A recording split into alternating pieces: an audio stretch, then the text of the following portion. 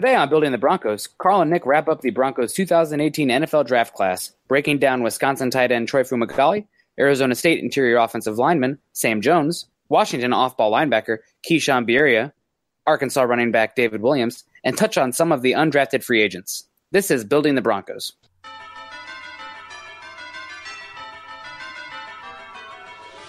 Welcome to Building the Broncos with your hosts, Nick Kendell and Carl Dumler.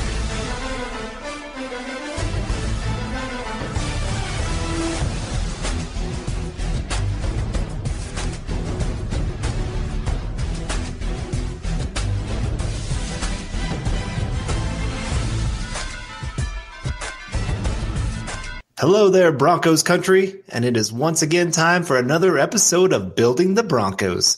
I'm your host, Carl Dumler, and with me as always I have my co-host and good friend, Mr. Nick Kendell. Nick, how are you doing today, buddy? Hey, I'm doing pretty well. I am ready for the weekend. I enjoyed my last weekend. The buddy of mine from Los Angeles was in town, and this weekend planning on going to do some camping. That's what we wanted to do this weekend, but it was raining. But looking at the weather, it might rain again this weekend, so I don't know. We'll see. I got a new tent, and the girlfriend and I have a backpacking trip planned for this summer, so need to break out that new tent, and just weather hasn't been permitting yet. Got some rounds of golf in this last week. That was nice. Yeah, it's been a while, and it was not pretty, but hey, I got to golf, so I'll take it. Absolutely. Well, we want to let you listeners know that the Building the Broncos is focused on all things pertain to your Denver Broncos, especially as it relates to the NFL Draft. With Nick and myself being draftaholics, we'll bring you fresh insight and analysis each and every week in every single episode, from scouting reports, player value, scheme, and personnel fits, and of course, some general draft-related banter. You can follow myself on Twitter at Carl Dumler MHH, as well as follow Nick at Nick Kendell MHH. And be sure to tweet us any questions or opinions you have, because we live for talking Bronco football. You can also follow the podcast Twitter account at HuddleUpPod. And make sure you check out ours and our co-writers' written content at milehighhuddle.com, a part of 24/7 Sports and an affiliate of the CBS Sports Digital Network. We know you listeners are as football, draft, and Bronco crazy as we are, so please give us a click and subscribe to us on iTunes as well as Stitcher. And don't forget to share us on Facebook and Twitter. We wouldn't be here today without you listeners, so as a call to action, please go take the time to go to iTunes or Spreaker and rate and subscribe to let your voices be heard on how you enjoy our show. Well, Nick, I guess this is kind of one of those bittersweet episodes. Everything that we've been doing for pretty much this entire offseason building up to the draft. And we're down to our final players for the Broncos that they took. And I don't know. I don't know how I feel about that, closing out the 2018 NFL draft. For me, I feel more sweet than bitter. I'm ready to move on to 2019 and ready to see how these guys all play out. And we already talked about some of those more well-known guys, so we got to wrap it up with some of these guys that we know, but maybe not every single listener has heard of, or at least knows very much about before the Broncos selected them. So going to wrap it up and start looking forward again, because that's literally what this show is. It's always about looking forward. Exactly. All right, well, let's start with maybe a lot of people have actually heard of this guy. He's a pretty well-known player in college and played for a pretty big team in Wisconsin, and Troy Fumagalli, their tight end, pretty much their one big passing option that they had this entire last season with their left-handed quarterback. You are a Big Ten guy, but I'm going to let you start. What do you think of Troy Fumagalli? Well, he's definitely not the best tight end in the Big Ten. That belongs to Mr. Noah Fant. No, I'm sorry. I had to get that in there. I enjoy Troy Fumagalli. He's an interesting player. I think he has a very high floor. Another, again, very common theme in this draft class. High floor, not the highest ceiling, but a guy that you're going to get some sort of contributions from. I think year one, probably never going to be a tight end one, maybe not even a great tight end two, but low tight end two, tight end three. I think that's where you're going to see him. I enjoyed watching his tape. There's some games where he just destroys opponents, but he's getting fed a fair amount of balls, and when he has to go up against zone coverage, he does a pretty good job, because those linebackers and the safeties even get sucked up with how well Wisconsin runs the football. I mean, you want to talk about an offense that makes my heart flutter? That Wisconsin style, those power run games, setting up the play action. I mean, Alex Hornibrook, the left-handed quarterback, not a good guy. Not a good player. I don't know about him as a person, but not a great quarterback, at least what he was last year. And man, they made an offense that could make him effective because they got just a monster offensive line and weapons and a good run game and a good defense too. They don't ask him to do too much. Troy Fumagalli, though, he was the constant for them this past season. If things broke down, you often saw the quarterback look for Fumagalli. Third down, Fumagalli was the guy. He doesn't really offer much over the top. I don't think he's ever going to be a seam threat in the NFL because obviously once you go from college to the NFL, guys get bigger, faster, and stronger. So his athletic limitations that were on tape at Wisconsin are going to be even more magnified in the NFL. But solid player, and I think he has a chance to be – I don't think he'll be tight end 2 this season, but I think he could develop into that role. And year 1, special teams contributor for sure. The things that I really liked about watching him is, one, his ability to catch in traffic. Mm-hmm. He is that, like you said, that third down option where if you run out of players, that you just kind of throw it up and let this guy go make a play for you. I mean, he made so many catches with the guy pretty much just grabbing his back and trying to rip him to the ground. And so I love that. I love that he can be very, very trusted, very good, solid hands. Just for only having 9 fingers, this guy has very, very good hands. He does more with 9 than a lot of guys do with 10. And just a hard worker. You can see that in the way that he works on the field. Every play gives very, very good effort. He's a very willing blocker. You're talking about that tight end 2 possible role. What I kind of envision with him is on those 3rd and 3, 3rd and 4 kind of plays, you bring him in and defenses don't know if you're running or passing because he's not just a blocking tight end. He's not just a receiving tight end. He's actually a decent all-around tight end. And so he can be one of those guys that you have him fake block and then go run a quick slant play or an in route or something like that and just pick up that 3rd and short play. Those are underrated plays within a game to keep those drives going. And I think we've talked about it on this podcast before for the last few years, that 3rd and short play has been one of the worst plays for the Broncos. Absolutely terrible.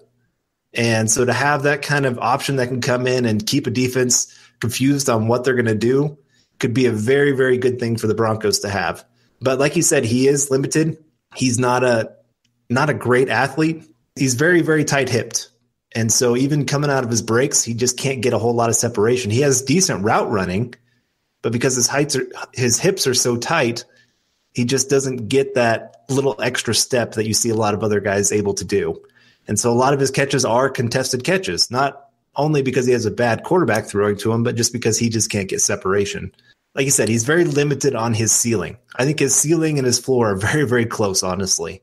And I expect him to make the team. I think he can have a decent career in the NFL just because he is a hard worker. He's a leader. He's smart. He's tough. He's all those things that you're looking for in those last about 10 spots on the roster where you're just wanting those guys that are going to be willing to do about anything on the field and you can make a role for them. You can find some different things to do with them. And him being 6'4", 6'5", that can also help in the red zone. You know, maybe you stick him in. And when they drafted him, I had this vision because now they got Cortland Sutton, who is 6'3". You got DT, who is also 6'3", right? Yes. Yep. Okay, just making sure. You got Jake Butt, who's 6'5", and then you got this guy who's 6'4", 6'5". And so you could get a lot of size on the field if you really wanted to for those red zone targets. And just pretty much tell Case Keenum, hey, go throw it up. Let these guys go make some plays because you got a lot of guys with good hands that can win those 50-50 balls for you. Yeah, and furthermore, talking about his limited ceiling, he looks like a guy that does not have the frame to get much more mass. He's a very skinny-legged guy, which when you're looking at guys on the offensive line, it's honestly, I mean, you want them to have the big chest, the big arms and everything, but it's that base where the base and the core where much of that power comes from. And he is a skinny-legged dude. There's just no other way to put it. And you can see it when they're blocking with him. They don't ask him to be a lead blocker so often, or they don't run to his side, but rather they'll run power where he's moving, and he'll run across or behind the offensive line and hit that gap to help hopefully spring open a bigger gap for that power run game. But as far as moving guys at the point of attack, that's just not his game. I mean, you want to talk about blocking tight ends, go watch O.J. Howard from 2 years ago at Alabama. Not really Fumagalli's game. So he's a little bit limited in that regard. And he does have the technique for it. He definitely has the willingness to be a blocker, which is a big part of it. But I just don't know how much more strength he can pack on his frame, at least effective strength, then that's going to limit him as an inline blocker, I think, going forward. But the biggest thing for him, his hands and his just consistency as a receiver. You talked about it. He is missing a finger, only a 9-fingered tight end. But when the ball gets to him, he has sticky hands. He makes some pretty good catches, even ones that he has to go up and get some from time to time because Hornibrook will just throw it up to him. And the ball doesn't move when it gets to his hands. He's got very sure, sticky hands, soft hands even. And when he's coming out of his breaks isn't the best, but his initial speed in the routes is pretty solid. So I see a solid tight end, but one that if he's ever your tight end one, you're probably in trouble as a receiving unit, unless you got some dynamic receivers around him. So hopeful for him, but I don't think he is close to the prospect Jake Butt was, as a prospect we're talking, I wasn't a very big very big fan of the pick, but I think even Jeff Hireman was a better prospect coming out just because of the athletic upside. But you can't underestimate the competitive toughness and the smarts and the desire, which, Fumagalli's been he was a walk-on at Wisconsin, and he's played a lot of games there, and he was a leader on that team, on a very good team. So he's going to be a solid contributor. How much he's going to contribute year one, I don't know. I don't think he'll ever be a great starting tight end in the NFL, but we're talking a 5th-round pick here. So we'll see. They definitely need the injection of talent, youth into that group, and hopefully he can contribute this year. Worst case, I see a guy who can, again, play some special teams role, which is something the team needs, and that's pretty much what you're expecting year one from a 5th-round pick. So not the worst there, but the upside of the pick, I just don't think it's super high. That's fine, though, because, again, 5th-round pick. I'm sorry. I keep, and maybe our listeners are having the same problem. Ever since you said it's all about the bass, I just keep having that song stuck in my head. All about the bass, no treble. Yes, exactly. That fits for football. That song was written about football. Bass and core. Yeah. But no, like I said, it's a solid pick here in the 5th round. You know what you're getting. Yeah. You're getting a good locker room guy. You're getting a good leader. A guy that's going to work his tail off, and he's going to find a role somehow in this team. And I just can't disagree with this pick at all, especially this late in the draft. You're still getting a productive player that's going to make your 53-man roster. I can't disagree. I think the biggest thing that disappoints me with him is that he just doesn't do any one thing great. And when I'm looking for a tight end, especially one that's going to complement Butt, who's more of that jack of all, master of none kind of guy, right. I'd rather have a tight end that has like some dominant trait. When you get him out there, sure, you might be tipping your hand of what you're going to do, but at least you know that they're going to be great in that role. Fumagalli, he's not a super dynamic athlete. He's not going to stretch the seam, so you're not really going to get that seam, that slot tight end type. And then he's not overpowering at the point of attack as a blocker, so you're not going to really be running behind him in 2 tight end formations where you're feeling like, oh my gosh, that's pretty much a 6th offensive lineman out there. So that's just from a personal philosophy on my end.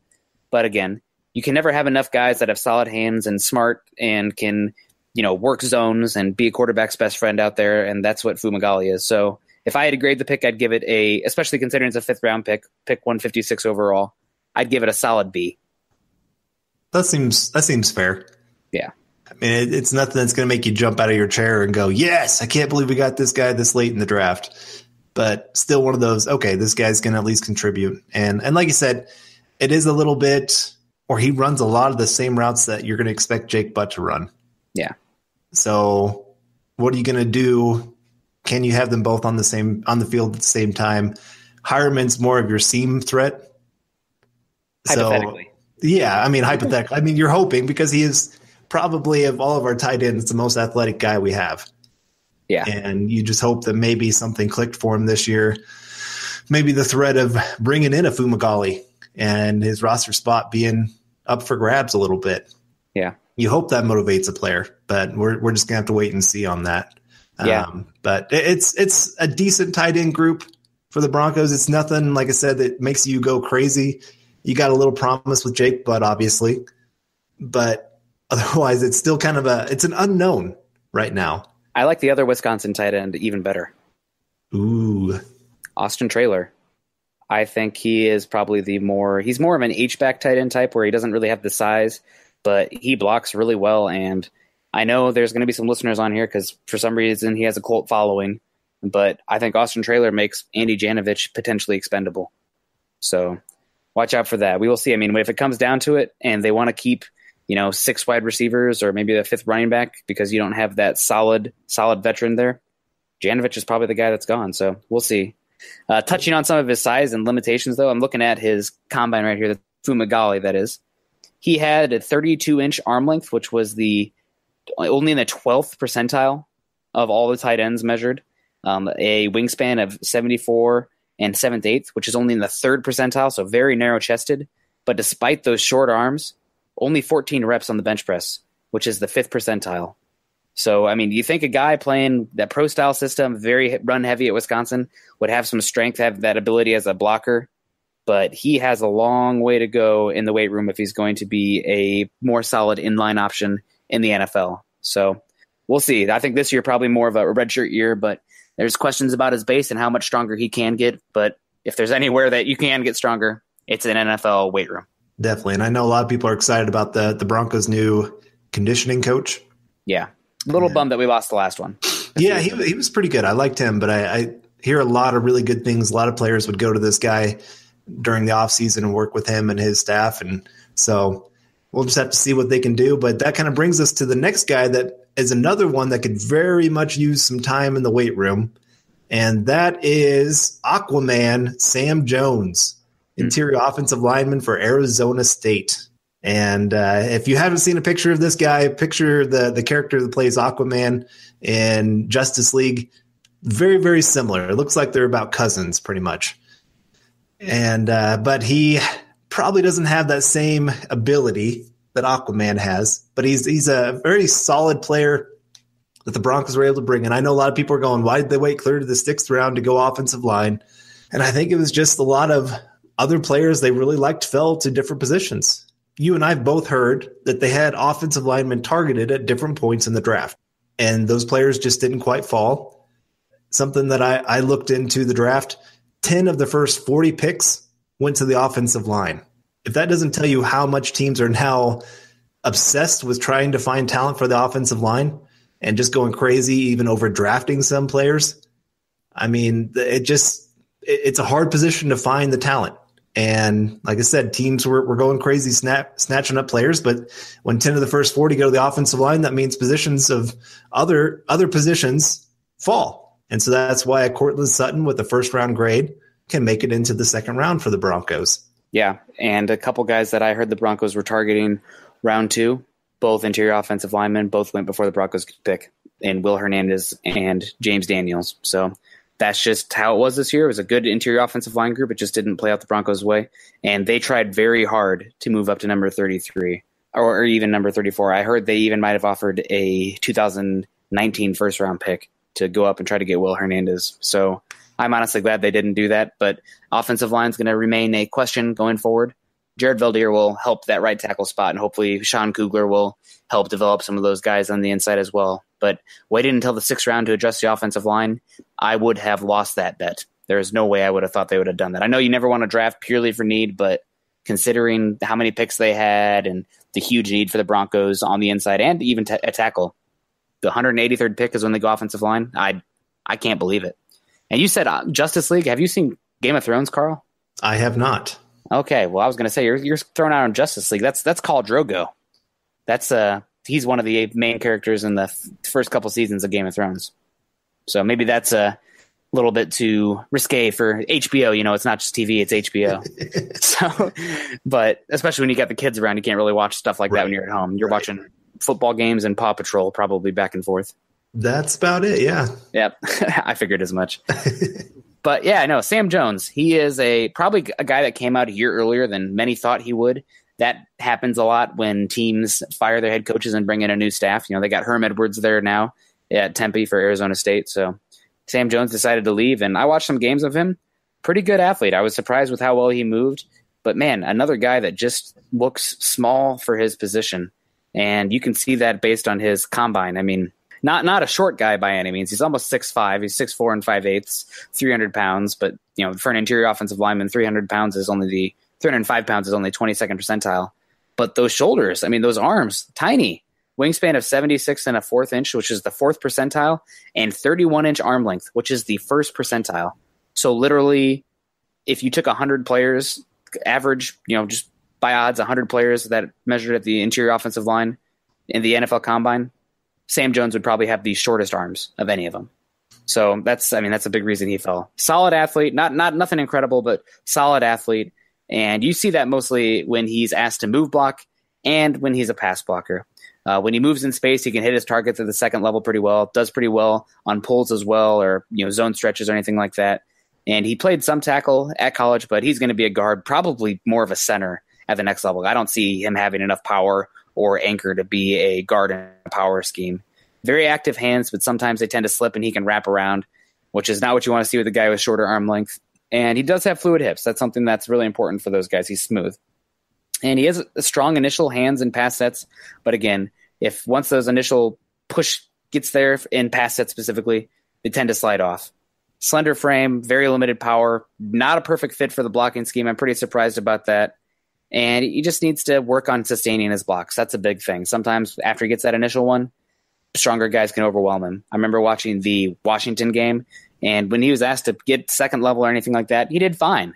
But when he had to go against Vita Vea or Greg Gaines, the only term that I could think of to write down and talk about here today is ragdolled. He got ragdolled a few times by those big guys. Granted, Vea did that to a few amount of people last year, and Greg Gaines is not a slouch either. He'll be coming out next year and a pretty good interior offensive lineman. But Sam Jones, he's a guy that, we talk about putting guys on a back burner for 1 year. We're probably talking at least 2 years for Sam Jones. 6th round pick, that's fine. But just kind of a confusing pick given the scheme fit and just some of the weaknesses he does not translate perfectly to the scheme that I think the Broncos will be running with Musgraves and the more man gap run game. This definitely felt more like a guy that Kubiak would love. Yeah. And with knowing that Kubiak was kind of running the draft, I guess it shouldn't be that big of a shock. But you're right. It's just not that quite perfect fit. I loved him in run blocking, honestly, especially like you said, getting to that second level, working with combo blocks. I thought he did a great job with timing of knowing when to get to that second level. He did great with pulling, like you said. He's got quick feet. I was very, very impressed with his feet.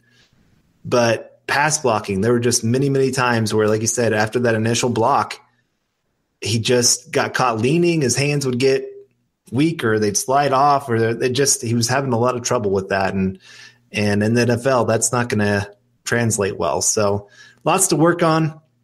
But it's 6th round pick. And one of our biggest complaints of this entire draft are getting into the 5th, 6th, and 7th round picks. I can feel pretty good about that kind of draft. Yeah. But he's going to be a depth guy. Maybe even they try to sneak him onto the practice squad, just see if they can get him there for a year and kind of do the Matt Paradis kind of situation where you let him grow and hope that they can come in the next year and maybe be a starter, or at least a quality depth guy. Yeah. And he's a Colorado kid as well. He's a Colorado native, was a 3-star recruit. They went to Arizona State, which I'm not sure about the elevation at Arizona State, but I'm guessing it's higher up than Kansas or Iowa. Right. So I'll give him that. And we'll see how he develops. He's a guy that you're hoping that can, do wonders with Kugler. I'm sure Kugler had a lot to do with this selection.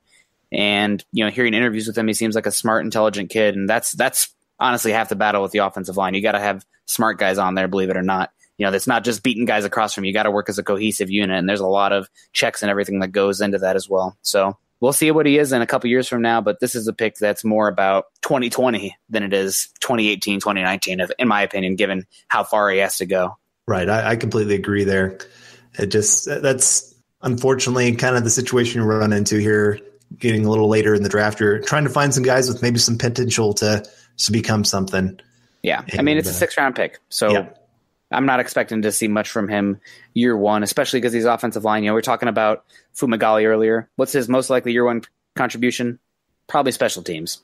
And the next guy we'll talk about too, probably the same thing, special teams. But when you're an offensive lineman, not as likely to get on there for special teams. I don't really want to see him being a gunner running down the field. So we'll see. He could be that what do they call that? That wedge destroyer. Just have him jump into the wedge.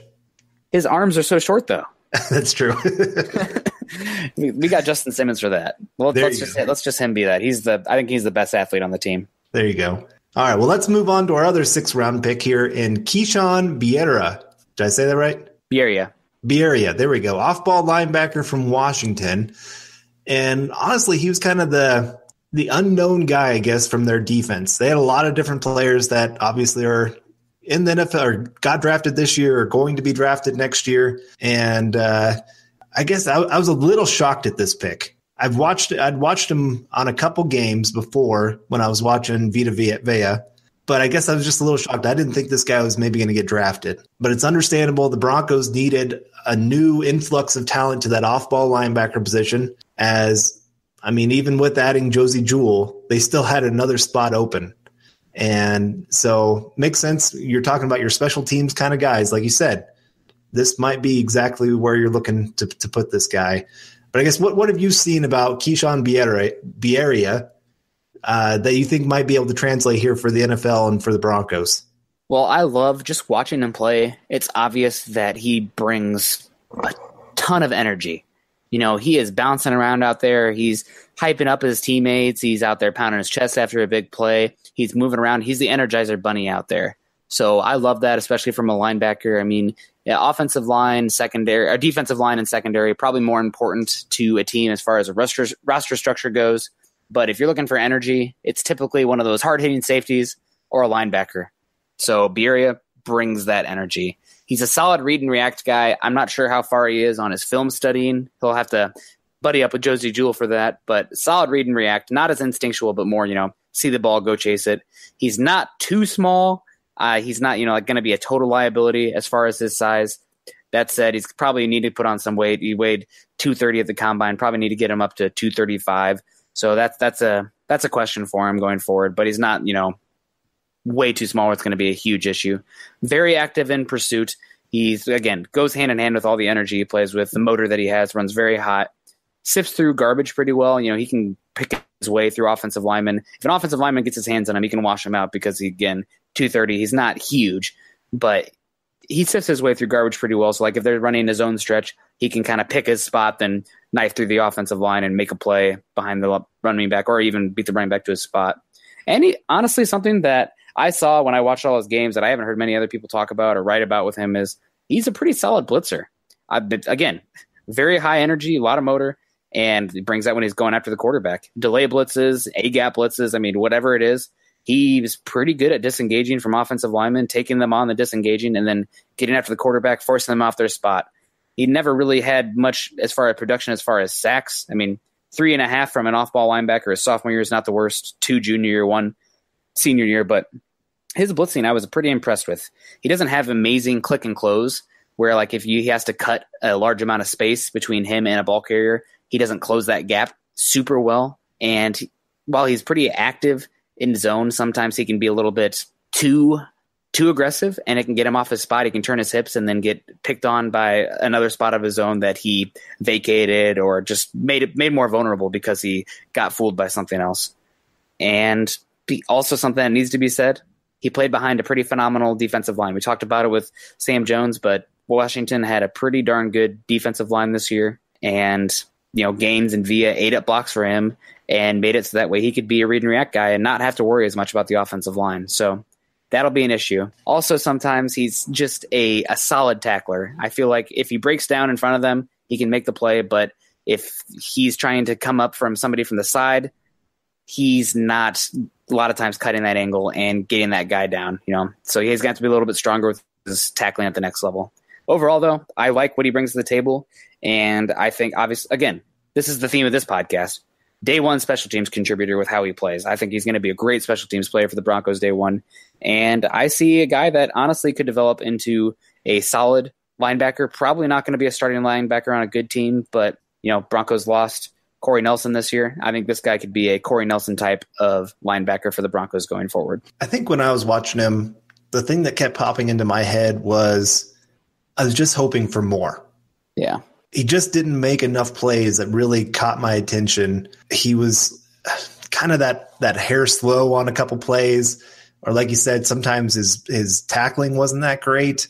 I don't know. There was just, I guess I was left disappointed a little bit more than I wanted to be. He has some ability, don't get me wrong. And like you said, for a special teams guy, I think he'll be a very good player in that sense. But he's definitely not a guy that I'm wanting starting anytime soon. If he's starting for the Broncos, we could be in some trouble on some things. Teams are going to really try to take advantage of him being on the field. But again, it's 6th round.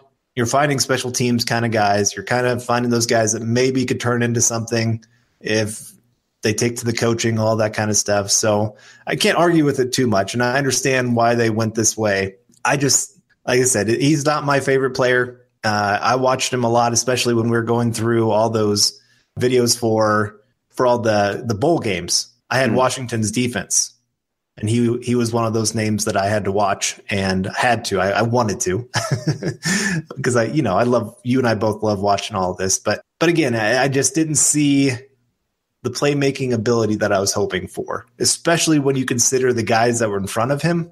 You would hope that a linebacker would just be destroying teams left and right. And again, he just wasn't quite there. So maybe his best days are ahead of him. Maybe he's still kind of learning the position and still trying to find his way. But I just see him more as, once his special teams role is done, he's probably done with the NFL. Yeah, it's possible. I do like that he plays with his hair on fire and brings a lot of energy, and I don't think he's a terrible athlete. So we'll see how he develops. And did you happen to watch any of his junior year? I did watch a little bit. A lot of people said that his junior year was much better than his senior year, and that if he would have put up his tape again like he did his junior year, his senior year, he could have been a early day 3, late day 2 type of prospect. So we'll see. Maybe the Broncos are banking on a little bit of upside there. Maybe just had a down senior year. Maybe there's something going on behind the scenes there that we just don't know about. Yeah, his junior year, he definitely made a lot more big plays. He forced 5 fumbles that year. Mm. So when you consider that he had only 68 total tackles, so about once every 13 tackles or so, he's forcing a fumble. That's pretty good. That's pretty good numbers. He also did a little bit better in coverage, I thought, that season from what I saw. Like I said, he can get after the quarterback. I thought he got after the quarterback better his junior year compared to his senior year. So there was just a lot of things. I thought 2015, 2016 were better years, in my opinion, for him than this last year. And maybe that's just because he had so much more talent around him this last year that he didn't have to make as many plays. But maybe he had better talent behind him. Also, remember how good that back was for Washington 2 seasons ago? I mean, they had Sidney Jones, Kevin King, and Budda Baker. That's true. Yeah. Maybe that played into it. But yeah. I don't know. I just, like I said, I was more disappointed in this last season than I was hoping for. So maybe he recaptures some of that 2015, 2016 promise that he was showing, and he turns into a great player. I hope so, obviously. I mean, I really hope he does, but I just have my doubts of what he's really going to be for the NFL beyond just a special teams contributor. And, with the late 6th round pick, I'll take a special teams contributor.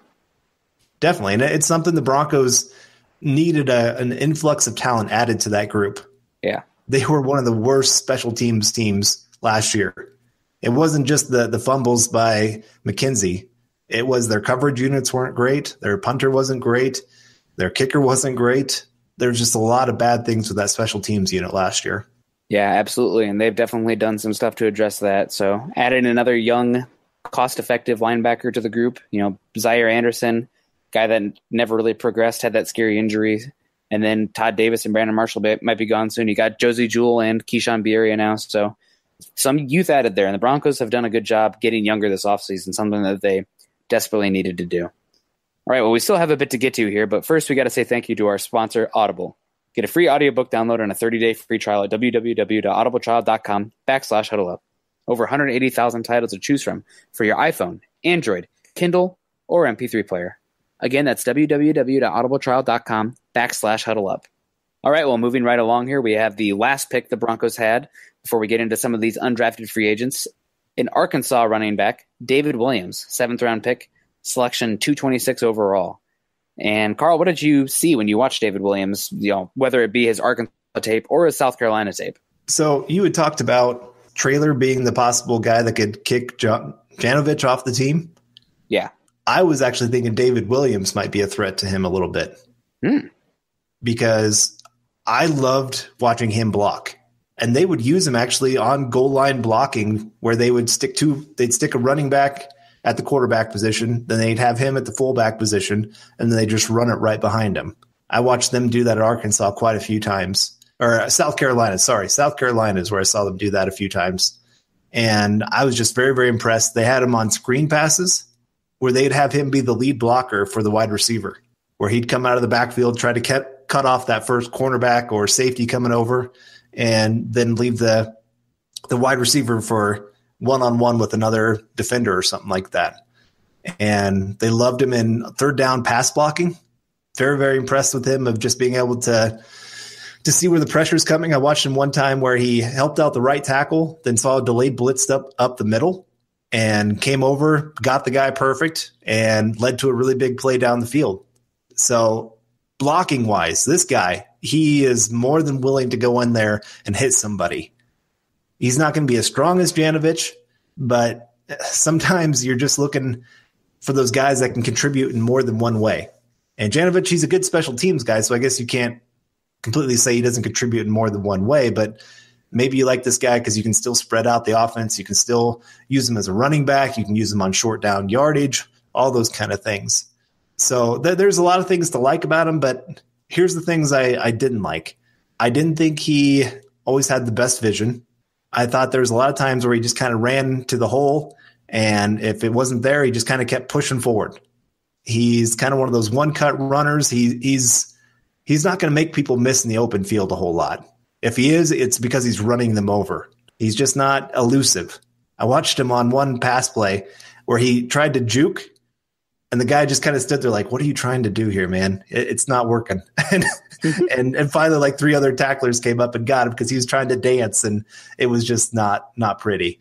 So he's not that kind of runner. He's not going to be the guy that's going to probably take a screen pass 60 yards.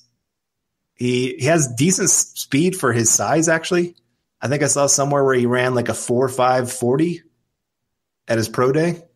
Yeah, 4.52, which is pretty darn good considering he is a 224-pound running back. Right. When I'm looking at this draft for the Broncos, and I know a lot of people are saying that Freeman is the new power back for the Broncos, I would say David Williams is more your power back compared to Freeman. Freeman has a little bit more wiggle, has a little bit more explosion, where Williams is that true, I'm going to lower my shoulder and fall forward an extra 2 yards kind of guy. And so it's one of those picks I understand why they did it, because they have some speed guys. And then, I mean, we're going to talk about one really great speed guy when we're talking about our undrafted free agents for the running back position. But I don't know. Again, there's some questions. I've talked to some people who said that part of the reason that he failed at South Carolina was because he had such a terrible work ethic, where they pretty much said, hey, here's the starting running back role. All you have to do is not lose it. And he lost it twice. Paxton Lynch. Sorry. Oh, I know.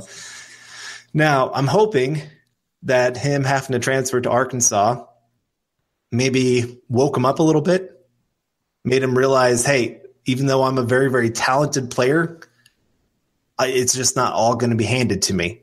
Because I'm guessing he's one of those players that he's always been great. Always been, high school, he was that star running back. Got to college, he was that high recruit. Everybody thought, hey, this guy's going to be a great player. Because he was a 4-star recruit coming out of high school. So, again, thought of very, very highly by a lot of people and just never quite lived up to the hype. Never really did. And again, this last year at Arkansas was finally where you saw him perform a little bit. He only had 117 carries, but he had 656 yards and 8 touchdowns and 10 receptions, 171 yards. So again, he's that guy that can do a lot of things for you, but he's just going to have to prove that he can actually put in the work to become great. And I just really question whether he's going to be willing to do that or not. Well, you pretty much hit the nail on the head. I guess one big positive that you didn't touch on there, his low usage probably is a good thing for the NFL. That guy's got a lot of tread on his tires. I mean, you're talking about how many total touches did he have during his entire career? 4 years playing only 341 touches. So that's big. And he had 10 touchdowns last season, 8 on the ground, 2 receiving. So, and 6.5 yards per touch. That includes receiving and rushing. So this guy's got some talent. There's some intriguing tools there, but it's a very crowded running back room, and he's got a very tall hill to climb to get there because there's going to be a lot of competition with the running backs this year. But if the Broncos need a power back, especially one with some decent speed, I mean, he's never going to break away from guys, but his ability to be a one-cut and go kind of guy, lower that shoulder, hopefully get an extra 2 yards training those feet, I think he can do that. So there's some upside here. He's an interesting guy, but I'm not sure that he makes the NFL squad, at least the 53. He might be a guy that's probably more the practice squad type because of how many injuries there are at the running backs. Hopefully the Broncos can get that guy on the practice squad. Right. I think there's a undrafted free agent that we're going to talk about that's probably actually going to beat him out for that last spot. And I think that's a good segue to our last little bit here. Wrapping up the draft, we have to talk about some undrafted guys because, hey, the Broncos have found some very, very talented players. Obviously, they got C.J. Anderson, who just went to the Panthers, who was a Pro Bowl running back. You have Chris Harris, who's an all-pro cornerback. And so plenty of talent coming from this kind of group. But let's just start with the Colorado native, or the Colorado hero, I guess you could say, Philip Lindsay, running back for them. And I was a little shocked that he went undrafted. Are you? I am a little shocked, but he is teeny tiny. So a lot of times he is pretty fast, but guys that small, they don't tend to last in the NFL unless you're Darren Sproles. But again, you don't draft for the exception. You draft for the rule. Wow. I like that. I like that saying. Yeah. I've never really even thought about that. Yep. Man, you just added to my repertoire of wisdom. Yeah, well, that's what I'm here for. That's what, got to have more friends from Iowa. We always say profound stuff. But no, you're right. He's only 184 pounds, which is in the 2 percentile of all running backs. That's not good. Height-wise, only 5'7", which is in the 4th percentile. But then you start looking at the really good things. You look at the 40-yard dash, 4.39, which is in the 93rd percentile. And you look in broad jump, 124 inches, which is in the 85th percentile. So this guy has some explosive ability. And honestly, you Colorado fans, you probably might not know this guy even better than we do.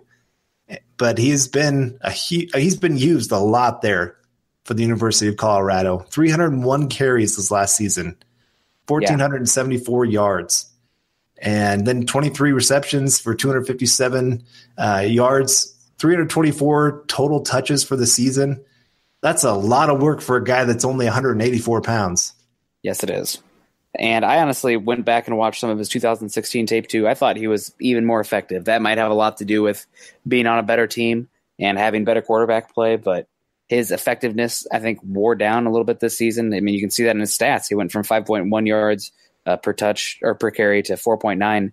And despite having, 60 more touches 2017 compared to 2016, he had 2 less touchdowns. So it's going to be interesting. He's an interesting guy, born in Denver, Colorado, and a 3-star recruit. And everybody that talks about this guy that's with the Buffs absolutely loves him. So if he's going to make it in the NFL, he's going to have to be more of a niche player. He's not going to be able to be used the same way that he was at Buffalo, being a primary ball carrier between the tackles.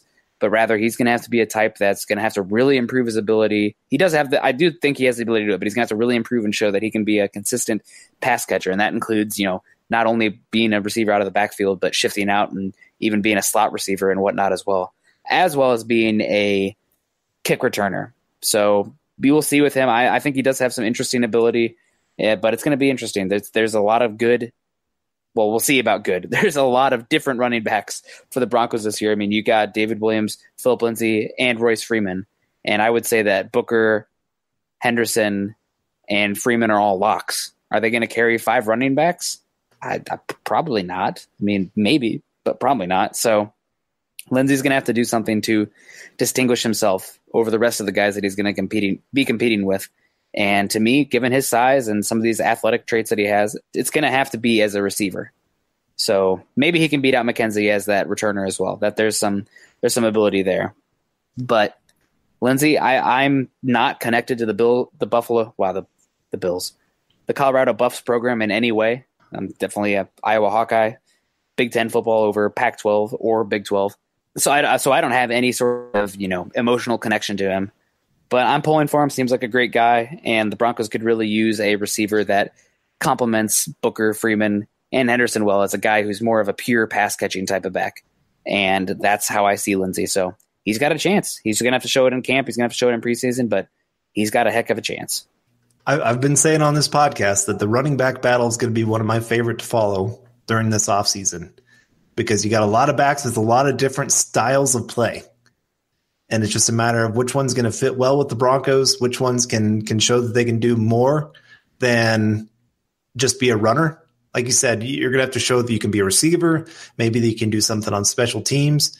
I think that's where he could really make his mark for the Broncos, is showing that maybe he could be that kickoff returner for the Broncos, because they didn't really have much last year. Is pretty much if you catch it, run forward. And of course, part of that was with Carlos Henderson getting hurt because they kind of expected that he was going to be that guy. Punt returner, that competition is wide open right now. If I'm Philip Lindsay, I'm going to the coaches saying, I want to be a punt returner. Because again, coach. If you can show that you can be consistent in catching it and making a play, man, you're going to make this team. So, and I think he is that kind of guy, that he's willing to do whatever it's going to take. I know he's a hard worker. I've heard a lot of good things from Colorado people of just how much this guy just cares about the game and just wants to be something. So I don't know. Maybe that's just I started following the University of Colorado a little bit more, partly because I listened to a lot of Bronco radio. And obviously they talk about the Buffs quite a bit. So I've got a little soft heart for this guy. Maybe maybe I am showing a little bias here. Nah, that's okay. You're in Kansas. That's a barren wasteland for football. So we'll forgive you. Thank you. Yeah, KU. Oh boy, I think they had their first win this last year in like 4 years. They're not good. No, they're not good. There's some Division III teams that would give them a run for their money. You know what? Let's not even stop there. Yeah. High school, like it's unbelievable. I feel bad. Sorry, any Kansas Jayhawks fans. At least basketball is awesome there, but football is, gosh dang, not a good time. How do they make Talib and Chris Harris Jr.? I really have no clue. They had that one really great season where they made the Orange Bowl, and they won it actually, if I remember right. And then it was downhill very, very quickly after that. Just trying to remember what coach they had. They had the big guy, Mangini. I think so. Yeah. Something like that. Oh my gosh, yeah, that was crazy around Kansas for a while. Gosh, that was I remember that. I was in like early high school, so I was pretty young. I think both Kansas and Missouri were really good that year, right? Like that was a big rivalry. Right. Yeah, like they were like 1 and 2 and they played each other, or something like that. It was a huge game, like the biggest one they've ever had between those two schools. Yeah, that was weird. Those are the two, because that was back when the Big 12 was still the Big 12. Yeah, they were still playing in that conference, but that was weird to see that those are the two teams when you have Oklahoma, Texas, K-State, Nebraska, Colorado. You have all those teams in the Big 12 that are known for football, and you have Missouri and Kansas. Oh gosh, yeah. That's why we love this sport. It's unpredictability. True. Yeah, it's true. You never know. Yep. Most people are counting out the Broncos right now, so it could be fun just to see them prove everybody wrong. I remember first year with Peyton Manning, everybody's like, man, he's washed up. Broncos are going to be nothing. They got a tough schedule. And then they go and finish first in the AFC. Yep. And then Bill Vinovich and Raheem Moore tore my heart out. Anyway, man, I'm crying. Somebody who's not going to tear our heart out. Jeff Holland, edge rusher from Auburn. I do not know how this guy went undrafted. I get that he didn't have many years of production at Auburn, and it seems like the NFL is kind of going away from those smaller speed rusher types.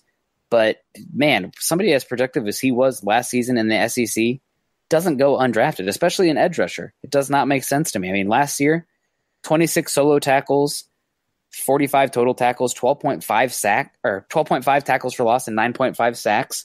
4 forced fumbles, and I believe he was the SEC Defender of the Year as well. So a guy very productive and showed out pretty well for the Auburn Tigers and playing against some really good offensive lines. So Broncos got a steal here. Honestly, if you would put this guy in the 5th round pick, I'd probably give it a higher grade than Fumagalli, or it's right around there. It'd probably be about the same. I definitely had him higher rated than either 6th round pick or the 7th round pick. So I'm kind of interested that this guy went undrafted. Not great size, 6'1", but decent weight. It's 250 pounds. And the wingspan isn't horrible either. I mean, 80 inches, which is right at half, 50 percentile, and 33-inch arm length, which is, again, right around 50th percentile. Okay, 40-yard dash at 4.79 and under 4.8 for an edge rusher. That's not bad. And a 116 broad jump. So you put that with the production and the overall size, I don't understand how this guy went undrafted. So I've read up a little bit on what happened. And essentially, a lot of teams stayed away from him because they were really questioning his work ethic. There was some questions about even how serious he was taking the offseason, where like interviews and pro days and scouting combine, all those kind of things, they just didn't feel like he was putting in the work this offseason to do anything. And there's nothing that turns a team off more than you not being prepared for that big of an interview. So I think that played into it. It must have, because the tape and everything else does not add up.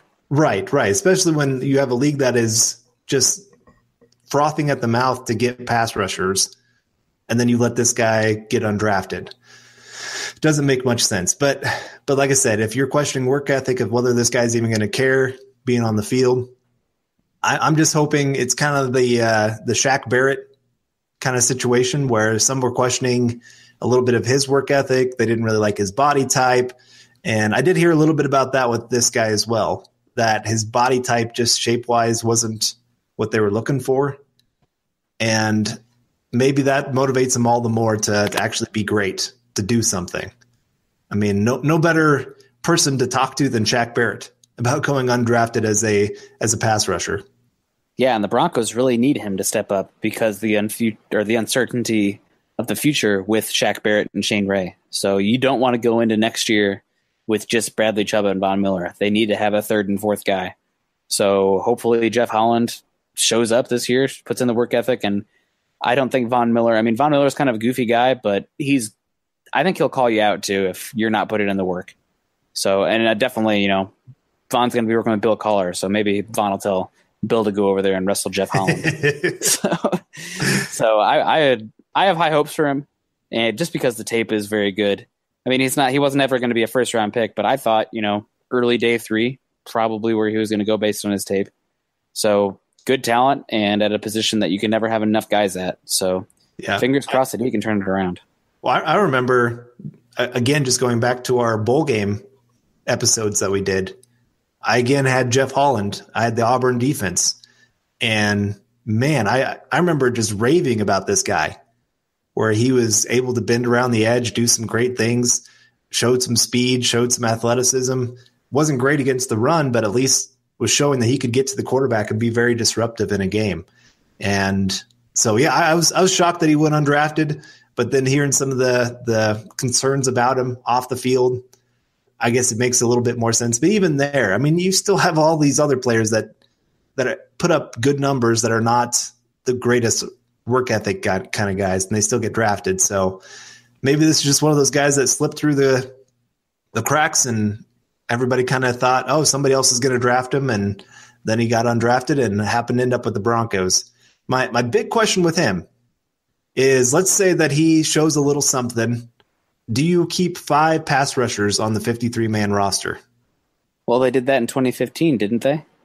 They had Von Miller, DeMarcus Ware, Shane Ray, Shaq Barrett, and Lorente McCray. So I'd have no issues keeping 5 edge rushers on the roster, especially if one as talented as Holland shows out and you have the impending free agency of Shane Ray and Shaq Barrett. Yeah. Now, would you work to maybe trade one of Shane Ray or Shaq Barrett?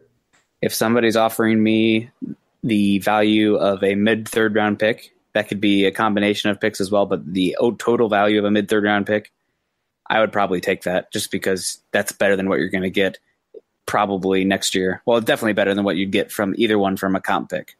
Right. So it depends. I mean, obviously, you all go into every season hoping that it's a Super Bowl season. You know, the team has to have that mentality, but I don't see this Bronco team as complete of a roster with a great head coach in place as some other teams. So if a team's offering you a third-round pick for either of those guys, I probably take it.